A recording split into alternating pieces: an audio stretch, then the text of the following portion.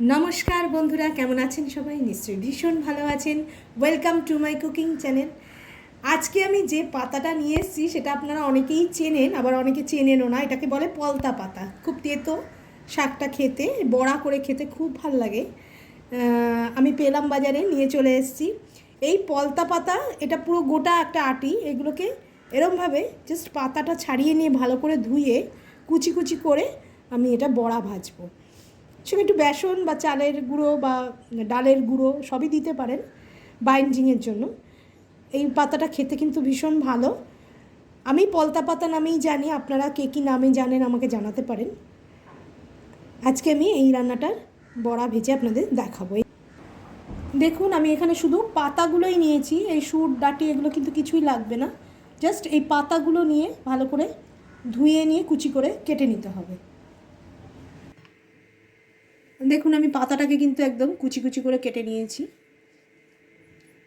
শুধু পাতাটা দেবেন, কিন্তু গোড়া বা ডাল কিচ্ছু দেবেন না, ঠিক আছে? সুরও দেবেন না, শুধু পাতা দেবেন। এর মধ্যে দেবো আমি একটুখানি কালো জিরে, নুন দিচ্ছি আমি।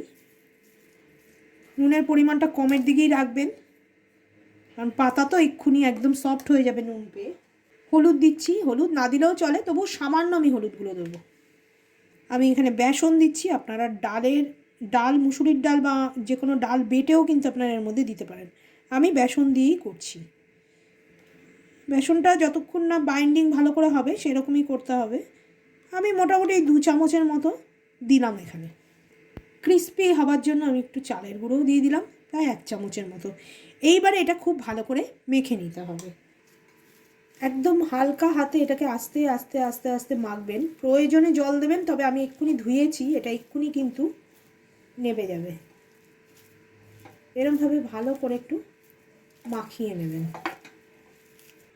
অনেকটা আমি হাত দিয়ে চটকে চটকে নিয়েছি। এবার আমি একটু জল দেব।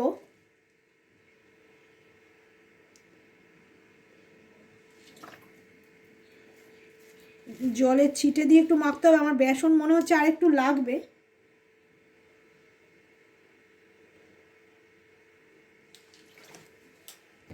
আমি আরেকটু জল দিলাম।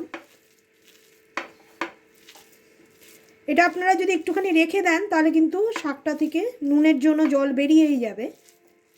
আমি যেহেতু তাড়াতাড়ি করে নিচ্ছি সেই জন্য আমি আর রাখছি না, ওই জন্য আমি একটু জল দিয়ে দিলাম। বেশি বেসন দিলে কিন্তু আবার বেসনের গন্ধটাই বেশি লাগবে। বড়াটা গড়া ভালোভাবে হয়ে গেলেই আর মোটামুটি কোনো চাপ নেই।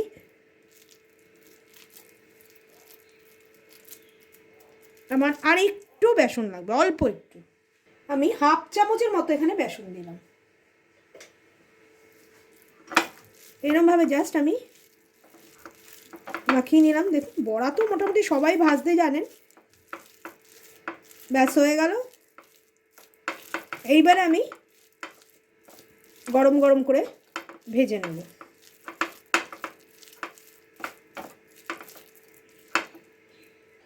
দেখুন, আমি যেটুকু পাতা নিয়েছিলাম সেটুকুতে 4টে আমার বড়া হয়ে গেছে। আমার এর বেশি লাগবে না। আমি কিন্তু দেখুন এরমভাবে গোল গোল ছোট ছোট বড়া করে নিয়েছি। এইবারে আমি বড়াটাকে ভাজবো। আমি একটা কড়াই নিয়ে নিয়েছি, তেল নিয়ে নেবো। আমি এখানে কিন্তু রাইস ব্র্যান্ড অয়েল নিয়ে নিয়েছি। আপনারা যে কোনো পছন্দ মতো অয়েলে নিতে পারেন, তবে এই বড়াটা ভাজতে বেশি তেল লাগবে না, কারণ আমি তো ডুবো তেলে ভাজবো না, একটু চেপে চেপে হালকা তেলে ভাজবো। তেলটা আমার গরম হয়ে গেছে। এইবারে আমি বড়াগুলো আস্তে আস্তে ছেড়ে দেবো। খুবই সিম্পল রেসিপি, কিন্তু ভীষণ হেলদি, কারণ এই পলতা পাতা কিন্তু খুব ভালো পেটের পক্ষে। তেতো আইটেম, এটা একটু একটু তিতকুটে লাগে।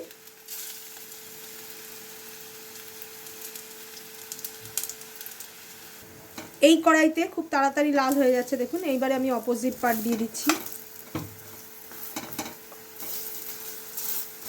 এরকম একটু চেপে চেপে দেবেন, কারণ কাঁচা বড়া তো, কাঁচা আছে ভেতরে। সবজিটাও কাঁচা, পাতাগুলো আর বেসন চালের গুঁড়োটাও কাঁচা।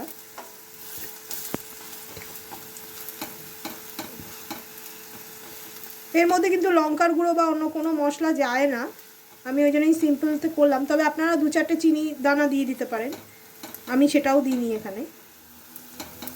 ব্যাস এরকমভাবে আমি এপিট করে লাল লাল করে ভালো করে ভেজে নিচ্ছি। পলতা পাতার বড়া একদম রেডি হয়ে গেল। এটা কিন্তু তেতো রেসিপি, তাই জন্য ভাতের পাতে ফার্স্টে কিন্তু খাবেন আপনারা, আর এটা কিন্তু গরম ভাতের সাথেই ভাল লাগবে।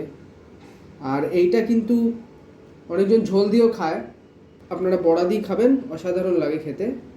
তো অনেক কিছুই বেনিফিট আছে, যেমনি এটা ইনফ্লুয়েঞ্জা রোগের জন্য খুব ভালো বা জন্ডিসের জন্য খুব ভালো। তো এইটা কিন্তু করে আপনারা খাবেন অবশ্যই।